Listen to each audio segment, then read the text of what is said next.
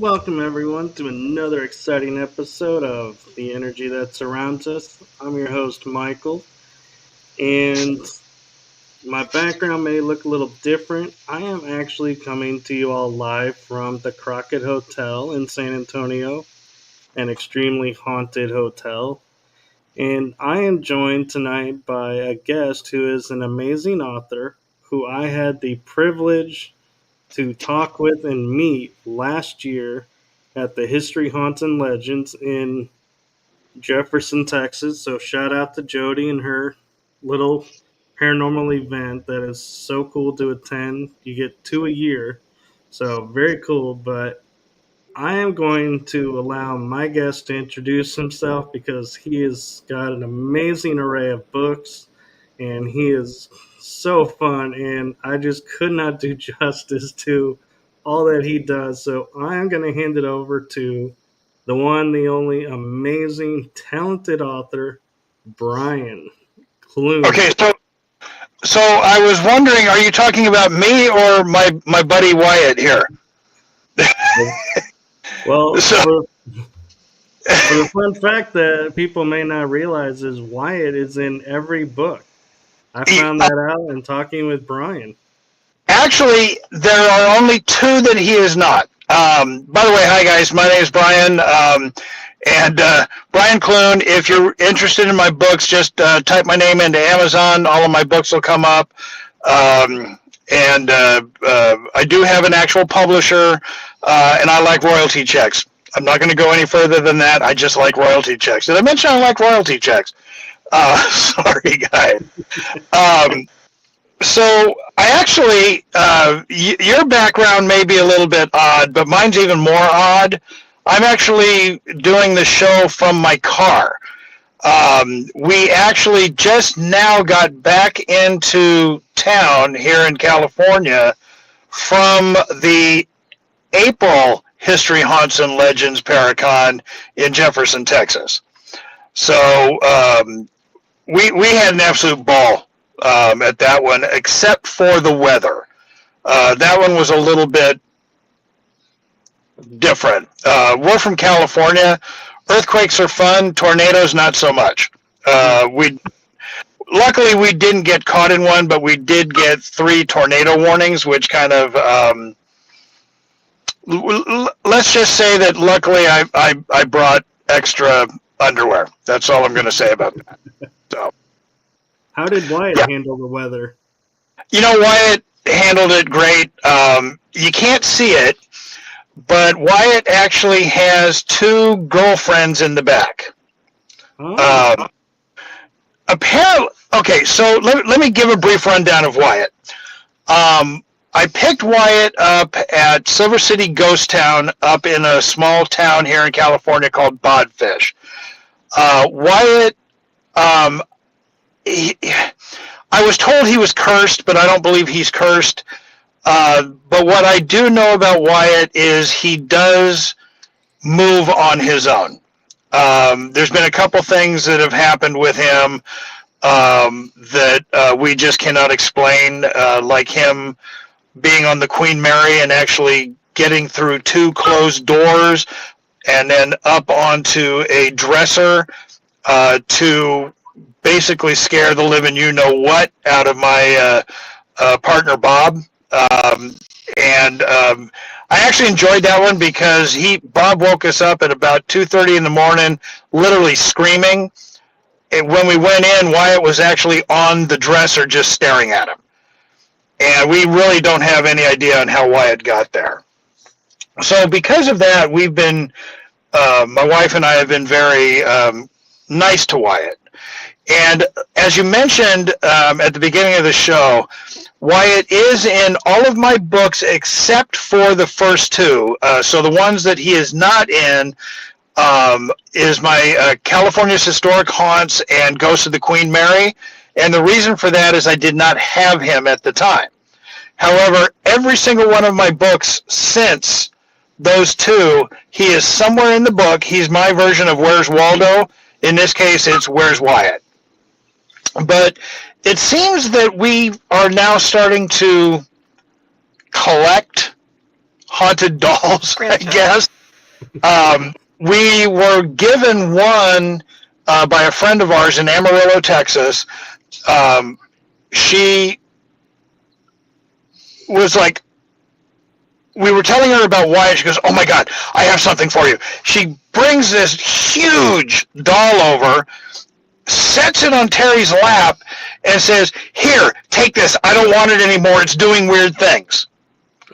So we were like, "Oh, okay."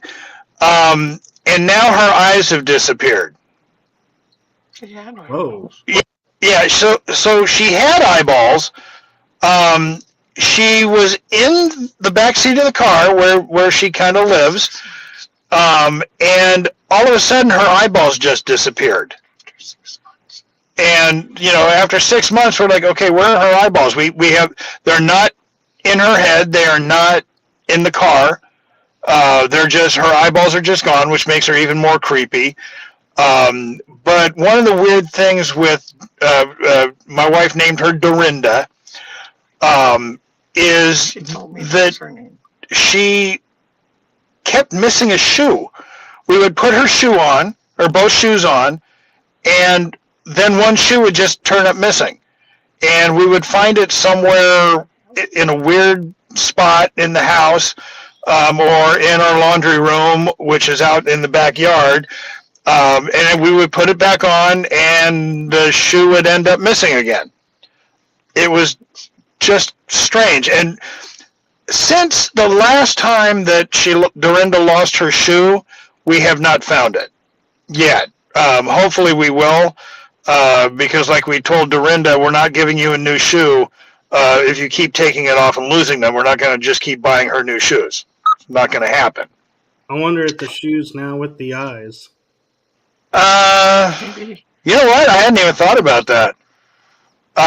But I'll tell you, she looks really creepy now, with no eyeballs, because her eye sockets are completely black, and I mean completely black. Would you like me to? And would you like my wife to get Dorinda? We can put her up here and. Sure, if you don't want to get it crowded out. I don't care. When you have haunted dolls, you want to be nice to them so they don't do things to you. That's why I'm saying bring them up if they want to come up. There you go. And then we have this other one that we got last year at the Los Angeles County Fair. So we sell my books at the fair every year, and we do every single weekend. So we're there for 16 days through the first weekend through Memorial Day.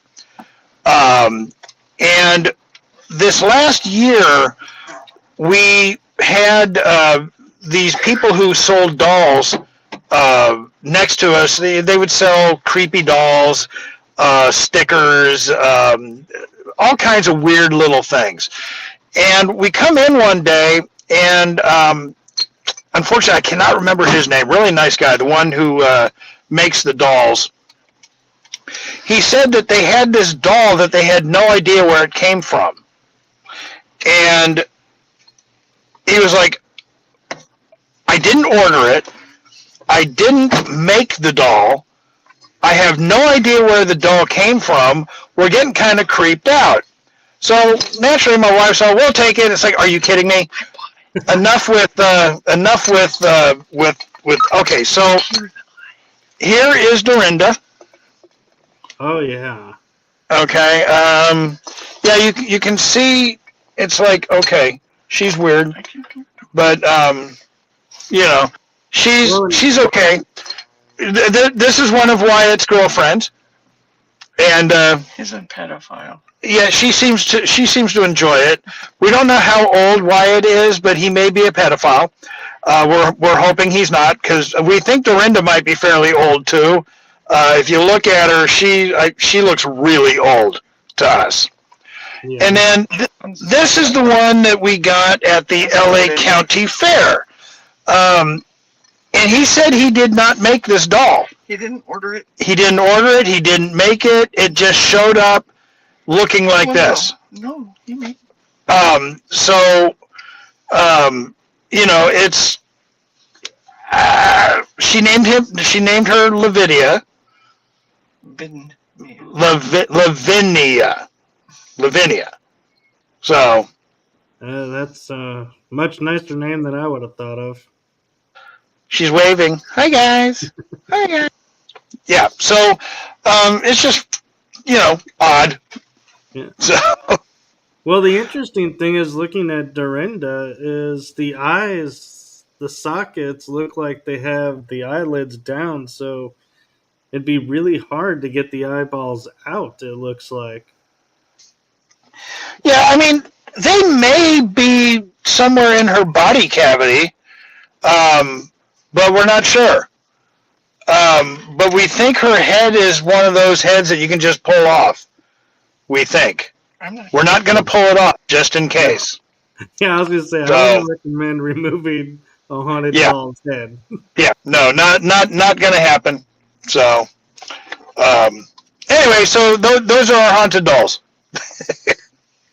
So, I'm curious, because we're talking about your books. What was your favorite book to write, and why? So, the favorite one to write is probably my favorite book, period, of mine. It is a book called Hollywood Obscura. And that book is actually completely different from all of my other paranormal books. My other paranormal books are all location-based, where Hollywood Obscura is actually person-based. So all of the stories, instead of being about a certain location, are about a certain person. So the way I have the book structured is I have it structured from the 1930s up to like 1996. So you have the very first chapter is about a woman. Oh my God. Yeah, this is what happens when you're getting older and shoot, what is her name? The blonde bombshell. Marilyn Monroe? No, not Marilyn Monroe. Jane Mansfield? No. Hot Toddy. Oh. Thelma Todd. Oh my God, my brain. So anyway, Thelma Todd. And there's a lot of misinformation about her. People say that she was killed by Lucky Luciano, and because he came out here to her cafe and tried to get her to have it become a mob hangout and gambling hall. The problem is historically, Lucky Luciano never set foot in Los Angeles or California, for that matter. But there's a very strange tale about her partner's yacht, the MV Joyita. It is, and I'm not going to go into the whole story of the boat, but it has been classified and given the nickname the Pacific.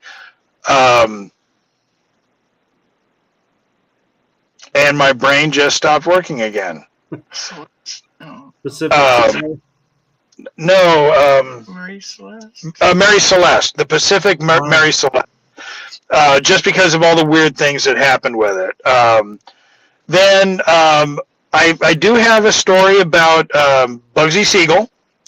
And a lot of people might be surprised to find out that he was not killed by the mob. He probably would have been at some point, but somebody by the name of Moose killed him due to a bizarre love triangle. And what I find so amusing about amusing is a weird word, but you know what I mean is that Bugsy Siegel is buried in a crypt in Hollywood Forever Cemetery, very near the person who had him killed. So I often wonder how they rest together, if that makes any sense. Then Marilyn Monroe. I do have a whole thing about Marilyn Monroe and how there was a mobster from Chicago whose family did release papers showing that Robert Kennedy did have him kill Marilyn Monroe.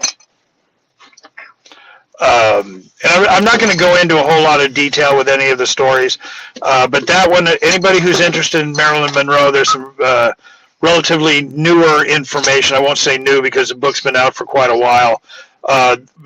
Back when the book was released, there was some new information about Marilyn Monroe that had just come out from her psychiatrist, and it was just sort of an interesting. I'm being attacked by a doll here. And then, ooh, I'm in trouble. Anyway, then the Black Dahlia. I think this is the one that I got drawn into the most.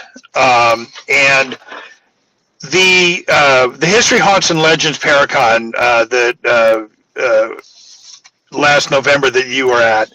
I don't know if you listened to my talk at all. But it was all about the Black Dahlia and how Steve Hodel, his father did not do it. There's so much evidence out there that his father didn't do it. He basically just hated his father and wanted him arrested. But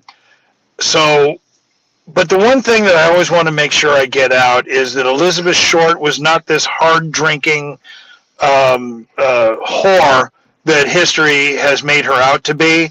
She was basically just a lost 22-year-old girl who basically only drank once in her entire life, got busted, sent back to Massachusetts because of it, and basically swore off drinking ever since. She might be at a party here and there, and she would actually have one drink that she would literally nurse the entire evening and barely even touch it. So, you know, a lot of the stories that I have in there were me trying to put the real stories of celebrities who have been misrepresented. Thank you. That's a great word. Thank you for that. You know, and then one of the ones that and this is one that really touched my wife was Ramon Navarro. He was an actor who started as Rudolph Valentino's protege. A lot of people don't know that Rudolph Valentino was actually gay, and he and Ramon Navarro had a relationship. Ramon Navarro was quite open about himself being gay. MGM throughout his life was trying to get him to marry a woman so he could have a beard, as they called it, to try and prove that he wasn't gay, because they were afraid that people wouldn't go to see his movies, because after Valentino died, Ramon Navarro became the next Latin lover. And it was just a whole thing with him. And at the end of his life, he had two brothers kill him over stupidity. Ramon Navarro had been redoing his house up in Laurel Canyon, and he had been on the Johnny Carson show, and he had made a statement that he had $5,000 alone in his living room. Now, they were talking about refurbishing the house. Well, these two idiots thought he was hiding $5,000 in his living room somewhere. So they actually killed him over that. They beat him so viciously that they beat him to death, and on the coroner's report, it stated that even his penis was bruised. Oh my God. That is just horrendous. But what makes it worse is it would have been national news, his murder, except for the fact that the Manson murders took place a few days later and completely bumped him right out of the news cycle.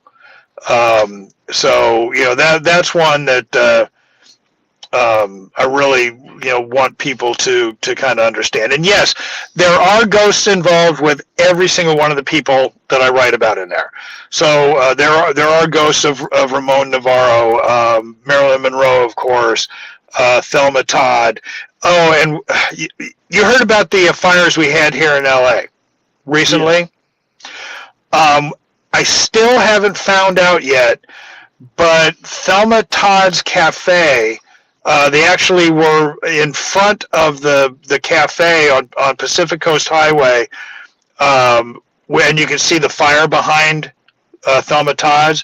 So at this point, I still don't know whether Thelma Todd's Cafe has burned down or not. But that was one of the most haunted places, especially for Thelma Todd, in Malibu. So I'm keeping my fingers crossed because it's still really hard to get in there because of all the destruction, but I'm hoping that it didn't burn down. It would be interesting to see if everything burned around it, and like it was so haunted, it kept the fires at bay. Yeah, I mean, and the structure itself was it wasn't a wooden structure, so that would have helped. So one of these days I am going to go down there, but one of the people that I work with on board the battleship Iowa was telling me he was called up for looting. He's a reservist, and he was telling me that it's gonna take months and months to be able to clear it all away enough to where they're gonna allow the same type of traffic going through there. So I want to give them a little bit of time to figure out what's going on, but I'm keeping my fingers crossed. So right, and I don't want to sidetrack too much because your books are so interesting, but when I was reading your bio, you had the most interesting intro to the paranormal field because you talk about how you were an enthusiast, but then you had a unique experience that turned you into an investigator. Can you share about that? So, are you talking about Grumpy? Because I have a few first. This is going to sound kind of weird, but I grew up in a haunted house, and the spirit that was haunting the house was my father. So I guess because of the fact that I knew who it was just kind of like, okay, I never really thought of it as a ghost, if that makes sense, because it's my dad. And then a little while later, my oldest son and I, we would watch all of those TV shows, the world's most haunted places, where they would take a bunch of people who were not paranormal investigators, and they would take them into like Chillingham Castle, and they would put each one in different rooms, and they would have to find each other through this haunted house. So my son and I would watch those, and we would just sit there and laugh at the people like, oh, come on. Why would you even put yourself in a position like that if you're afraid of ghosts? Well, when my son aged out of the Boy Scouts, him and I started to kind of drift apart. So I asked him what we could do to, reconnect. And he goes, well, let's go ghost hunting. And I was kind of like, really? Are you kidding me?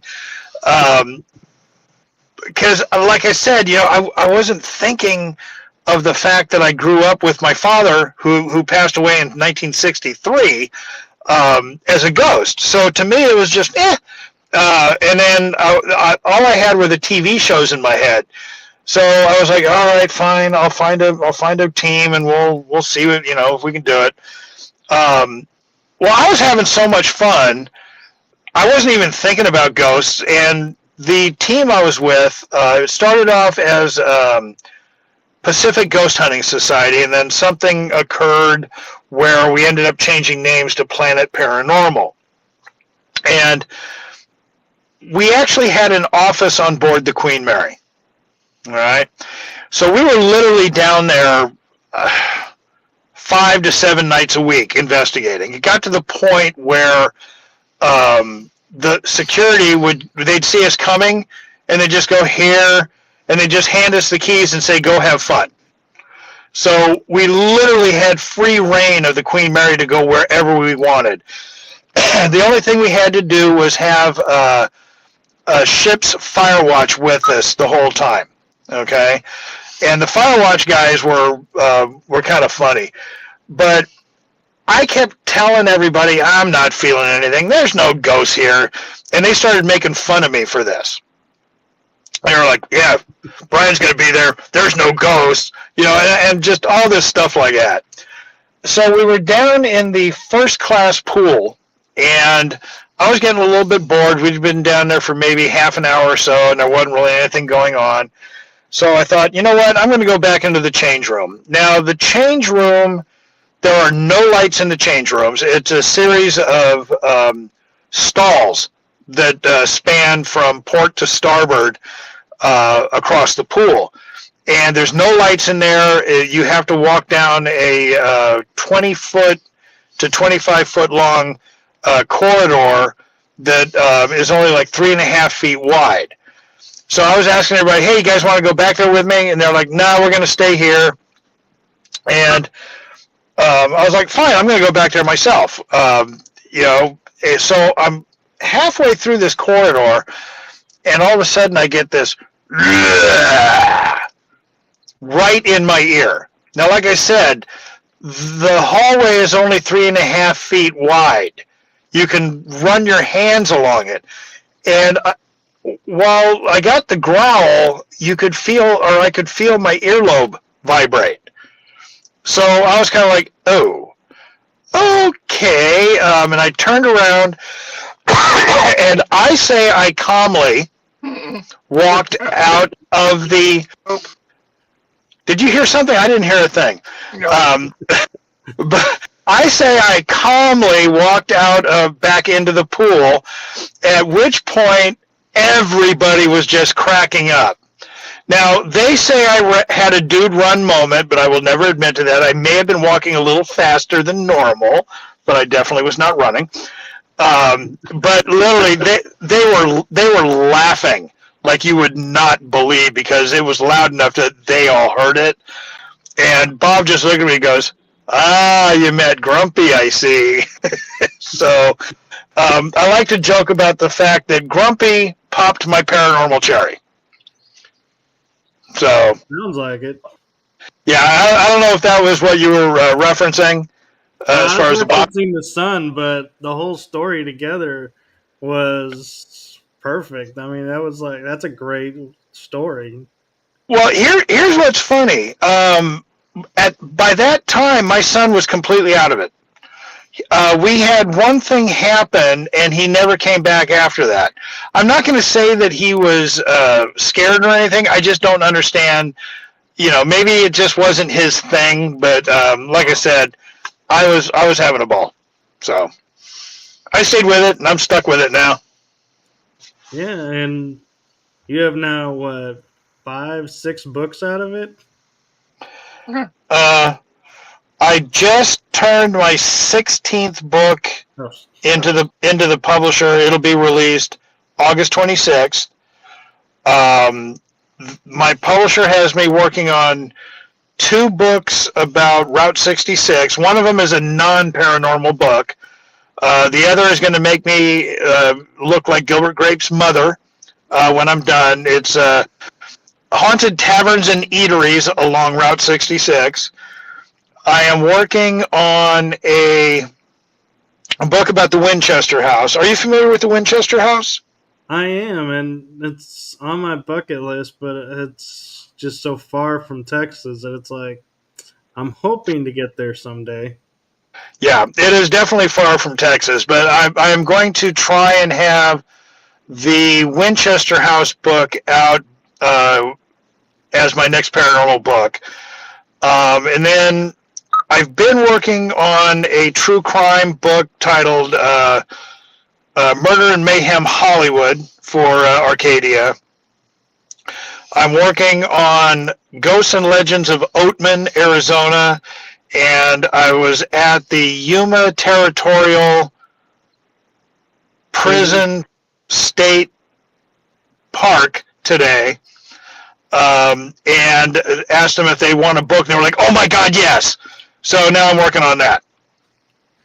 So, and I'm supposed to be retired. No. I was about to Uh-oh. ask, where do you come up with the inspiration to look into these stories? And it's like funny that you go, yeah, I was at the human, prison and asked them if they wanted a book, and now they're getting a book. So, the Yuma one, that one was actually fairly easy. A few years ago, some friends of mine from NOPS, North Orange County Paranormal Society, who, by the way, if you're ever in Fullerton, California during the Halloween season, they do a ghost walk for Fullerton. They are great. They have a lot of fun. They're not all serious. This is a ghost. They have a lot of fun, and they have a lot of fun with their guests as well. So just wanted to put that out there. But they used to do some paracons out at the Yuma prison, and we were driving through Yuma today. We took a slightly different route to get home, and I was like, oh, you know what? The last time we were here, they were closed, so I want to go see if they're open. And so I walk in, and everybody was busy, so I'm looking at the books, and I saw some ghost books in there. So I was like, huh.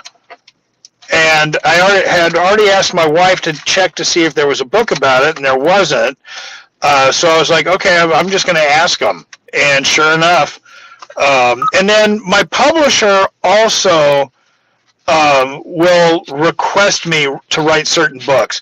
So my California's Haunted Route 66, that was their idea. And it's kind of funny. My wife and I were coming back from Texas, and we were on Route 66 in Arizona when my contract editor calls me and says, hey, how'd you feel about doing a book on Route 66? And I'm thinking, okay, well, we're on Route 66, so it must be fate, So they are also the ones who asked me to write Haunted Southern California and Haunted Northern California. And then while I was in the middle, well, not the middle, but I was about 4 months into Haunted Northern California when I got a call from my marketing rep who said, hey, we need a book on Los Angeles. And I was like, well, I was told that books in Los Angeles don't do well. He's all, I don't know who told you that, but we want a book about Los Angeles. And I was like, okay, I'll talk to my editor about that. And he's all, yeah, so will I.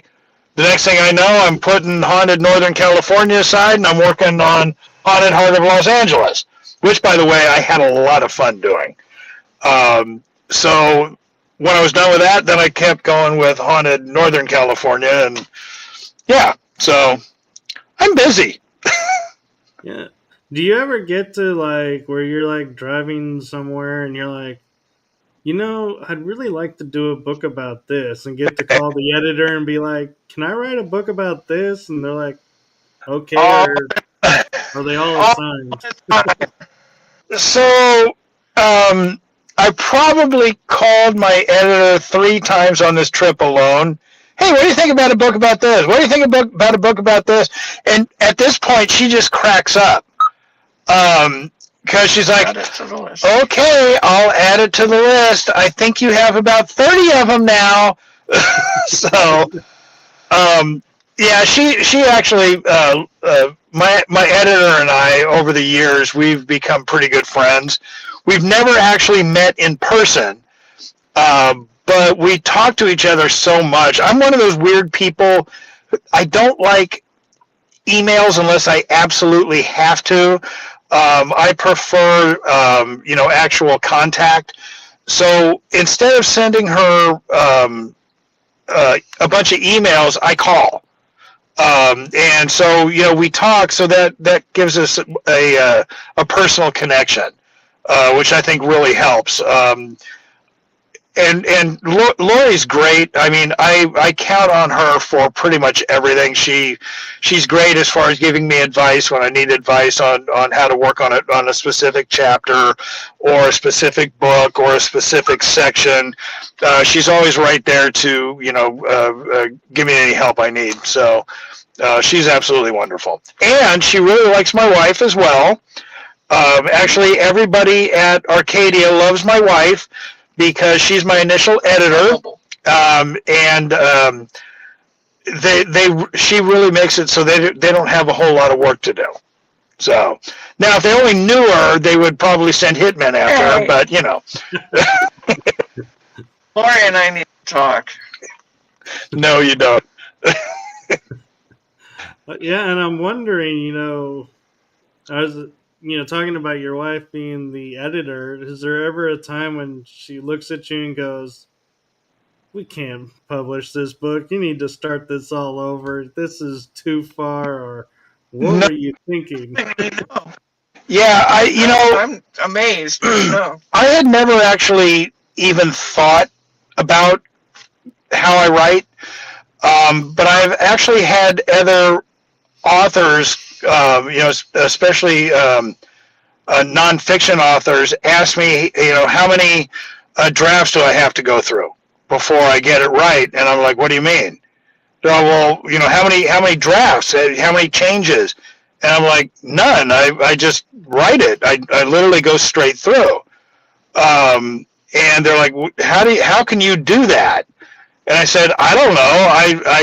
I sit down, I do the research, I sit down to write, and when I'm done with the chapter, I look through it and go, okay, this needs a little bit of editing, but the editing would be for spelling, different ways that if I'm going too fast, my word selection might be a little bit off, or I might put one word in front of another when it should, and just things like that. But they're all minor grammar and things like that. Tenses, yeah. And I've actually was surprised because I have written a novel. I have not thought about publishing it. This is going to sound kind of weird, but because it 100% came out of my head, it's different than me researching history, writing about history, and writing about ghost stories. I don't know how to put it. I'm afraid of putting it out because people will be going, "Oh my God, that came out of your head." That's what I said. So, but my beta readers I've had a couple beta readers go, "Would you please hurry up? Because I want to know what happens." Because I sort of left it open in case I ever wanted to do a sequel. So, I don't know. I'm just lucky. I just seem to be able to get everything done in one draft. And I am what's called a pantser. So you have authors who have to plan everything out. I got to do this here, this here, this here, this here, this here, this here.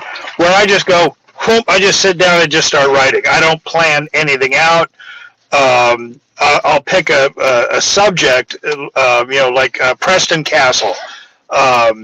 I say, all right, I want to write a chapter about Preston Castle. I'll research Preston Castle, and I'll just do it, but I never know where it's going to be in the book, if that makes sense.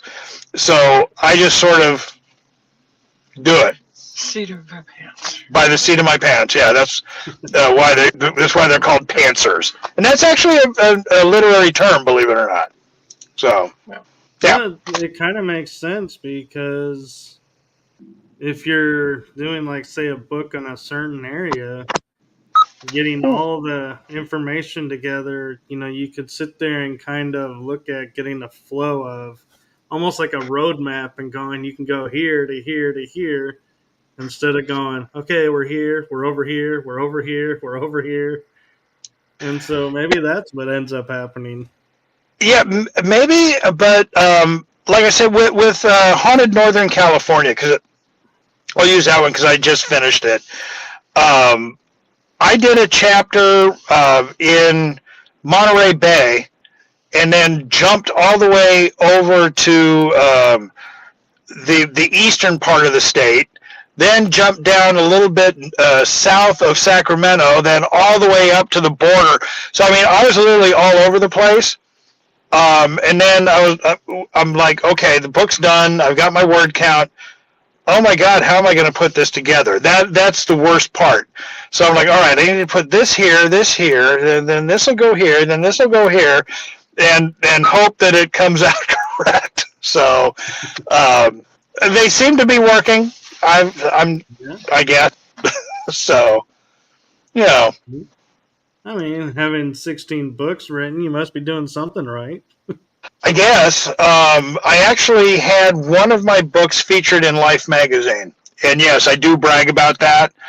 Because and here's the funny thing. I didn't know the book was in Life magazine. My publisher didn't know. And we found it by accident. In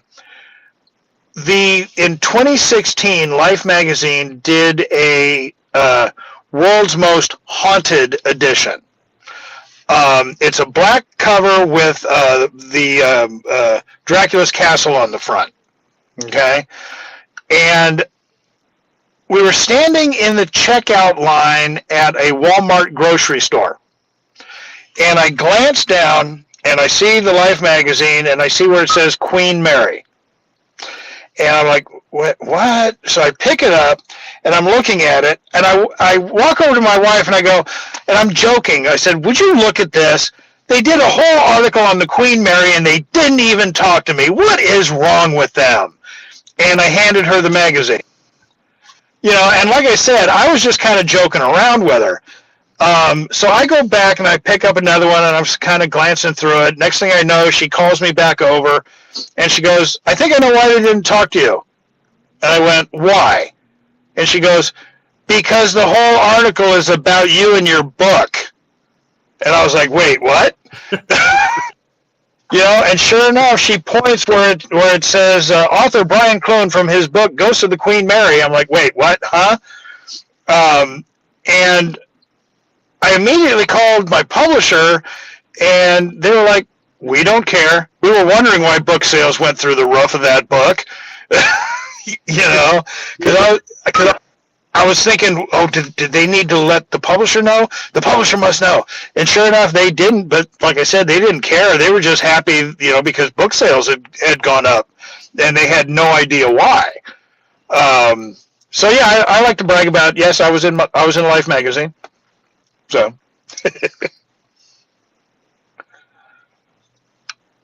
Oh, where'd you go? Oh no. You seem to have vanished. Oh, you're up there all by yourself. Yeah, I'm up here all by myself. Where did you go? Is that on us or him? I mean, there's 15 minutes left. Yeah. No. Hello. Oh, strange. I'm feeling kind of lonely.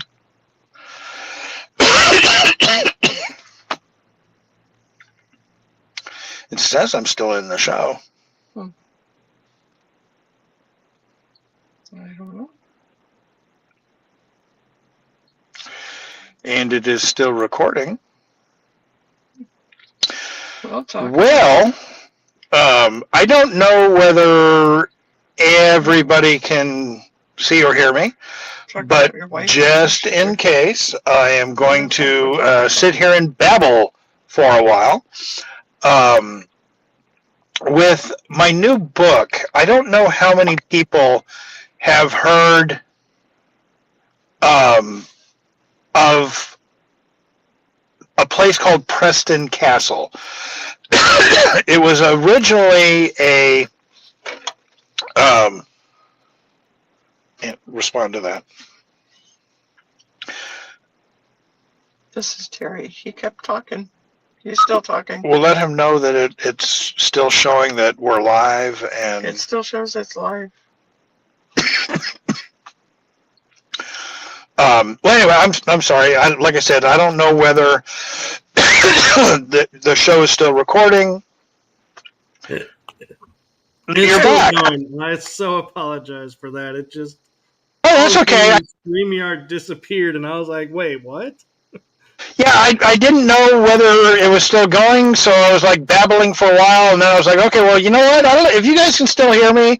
I'm just going to start talking about my new book, and I was starting to talk about Preston Castle, and then she showed me that you said that your internet crashed, and I'm like, okay, so there's going to be some weird stuff in there, but I was trying.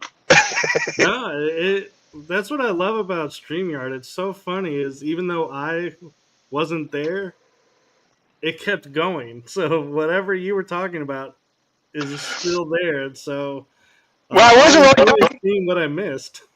Yeah, you really didn't miss much except for me going, hello, are you there? Hello, I'm feeling alone. I'm just kind of doing that. I'm just like, all right. And then I look up and said, well, it still says it's live, so maybe I should continue to talk or something. And so, yeah, it'll be an interesting show. So, questions? Yeah.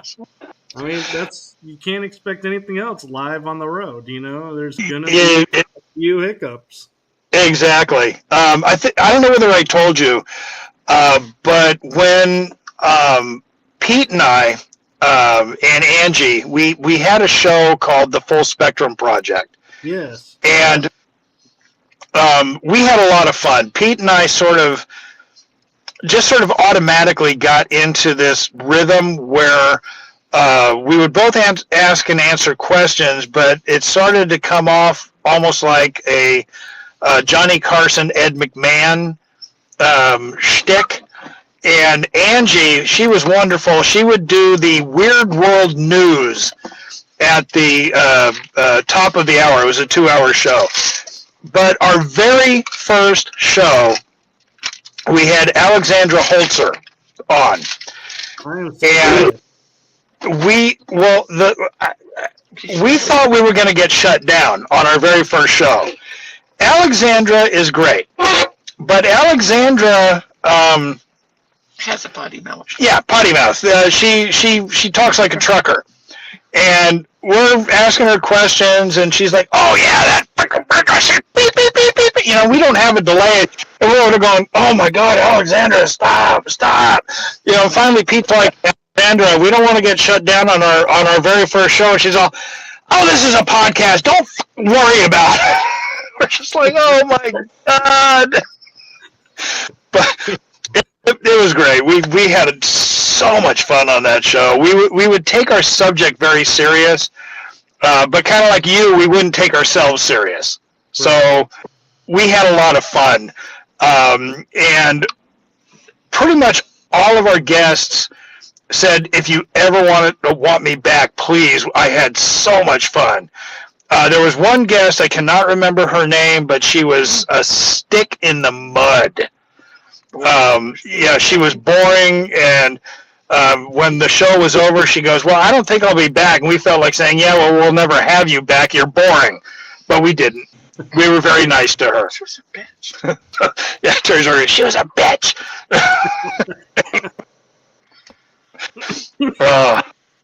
Yeah, I've come across a couple where I love, and I'm sure you're familiar with podcasting, is going, "So, how did you get your start?" "Oh, well, it was interesting." And you're like, "Can you give me more? Can you give me something to work with?" And it's like, oh, man. Yeah, that you would drive us up a wall when you would get somebody on there and you would ask a detailed question and you would get yes, and you're like waiting. Is there more? Or just why aren't you talking? So Yeah, and like for me, it's not hard. I just keep talking. So it's like Pete and I think that's one of the reasons why I started to get into dad jokes. So, when we would have a guest on that just was not cooperating as far as talking goes, I just start throwing out these weird dad jokes to Pete, and he'd be, be like, "Oh God, I fell for that." Because I tried to do it to where I was asking an actual question, and then a dad joke would come out, and he would just be like, "Oh God, no!" And then Angie would pop in with something. So yeah, we had so much fun. But yeah, and it's amazing all the people you meet, and so aside from Alexandra, creating possibly the only episode, what would be like your favorite type episodes? Like, who are your favorite people that you were like? So I'd say my favorite was we were doing an episode about the Amityville horror, but not about the ghosts, but about the murder and the possible demonic voices. And I believe the woman's name was Daddario. She was actually the reporter who had done all of the reporting at the time that it happened. So we had her on, and we got into some really detailed questions about, how come it said that people couldn't hear the gunshots. We did find out that people did hear the gunshots, but the whole thing, that somebody put this cloak of mystery around it. So we kind of were like trying to pull the mystery away. So that one I really enjoyed, and Daddario actually wanted to come back. But Pete passed away.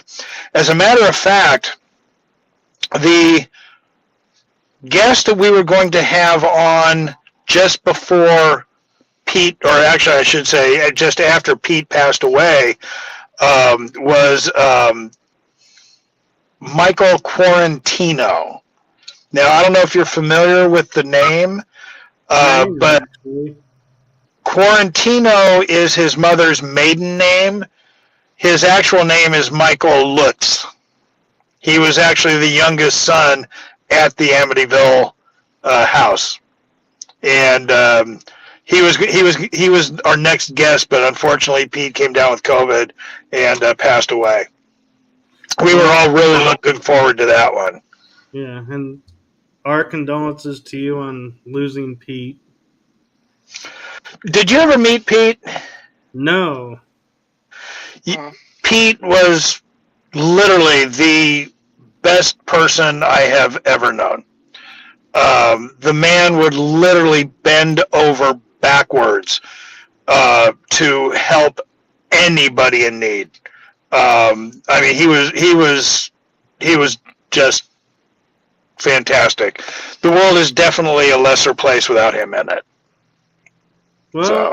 I would venture to say, but you're there to keep his memory alive, so therefore, And I always will. Truly lost. It's just a little diminished. Yeah. I just hope that.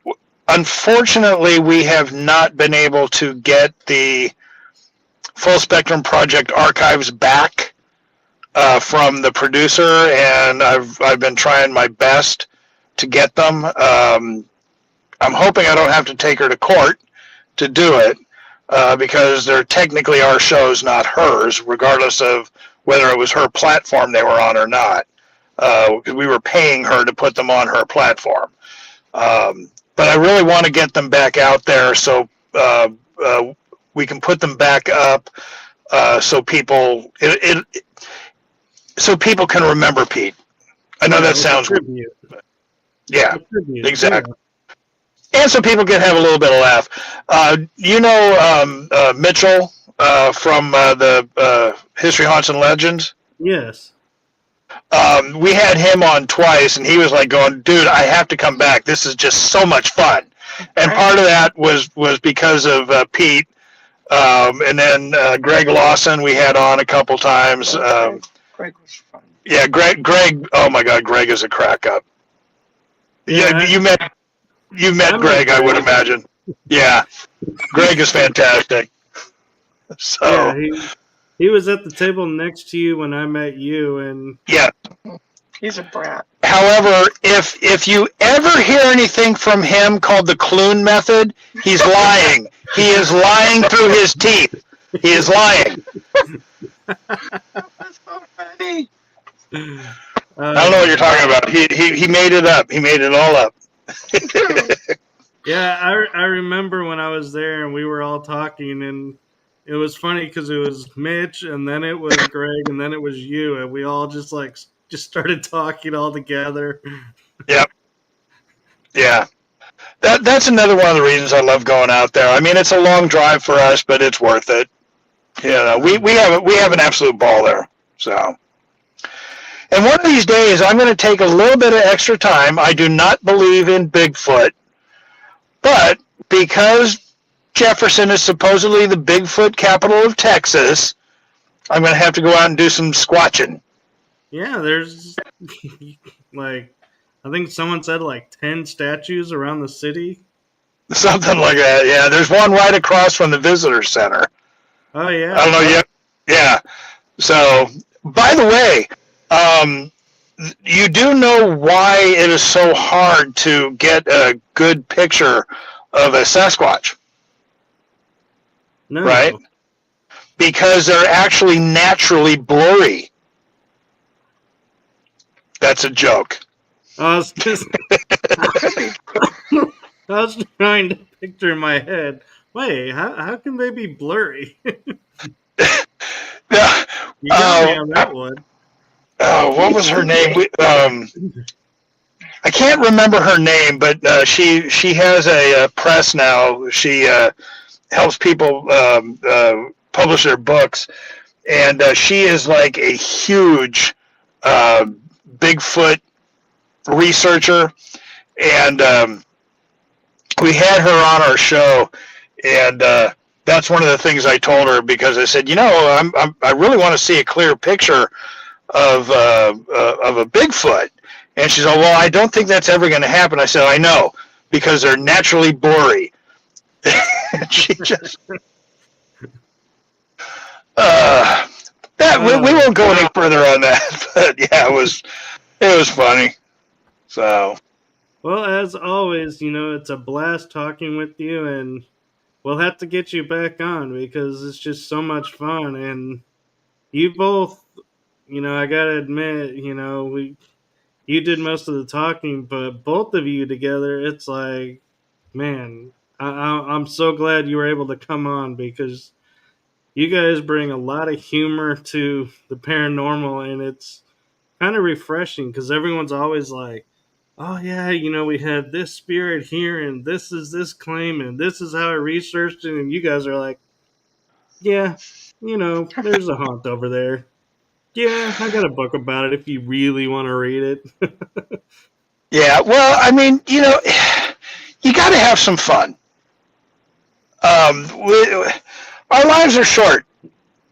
It's better to laugh, Yeah, we take a lot of investigations seriously, but some of them you just have to kind of like you weren't at the Paracon a few days ago, but I did have a couple EVPs that I had to put something together really quick for this one.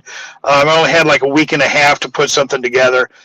But I had a couple of EVPs that I found absolutely hilarious. There's one EVP that we got at the Cuban Queen brothel crib in Jerome, Arizona. And Bob, my buddy, was saying goodbye, and you hear two girls and then a male voice. You hear, Goodbye. Thank you, fucker. This came right after the same ghost called Bob a puto bendejo. So, yeah, I don't think the spirit liked him much. But the one I ended with, we have no idea. It's just a spirit at Linda Vista Hospital psych ward. All you hear is the spirit go, "My nuts." We're really hoping that he is talking about peanuts, but we don't know that for a fact. So, yeah, here's hoping. So, yeah, even ghosts like to have a good time, I guess. Oh, yeah. Yeah. Well, thank you so much for your time, and I know you're anxious to get some rest and get everybody. Actually, we're going in to get dinner. Well, dinner works too. So yeah, that's why we're in a parking lot. We're in the parking lot of a mall at the moment. Well, I appreciate you guys, and I appreciate all you do for the paranormal community, and thank you for that. And to everyone who's watching, if you want to read his books, there are links to his books in the bio description. So feel free to check them out. And thank you so much. And we will definitely get you back on. Sounds good. You know how to get a hold of me. Yes, and hopefully next time you're on, I'll be at a place where I won't disappear on you. There you go. All right. Well, listen, thanks so much. We had an absolute ball. Thank you. So did I. And I appreciate you guys a lot. All right. We will talk to you later, sir. All right. Thank you. Yep. Bye. Bye-bye.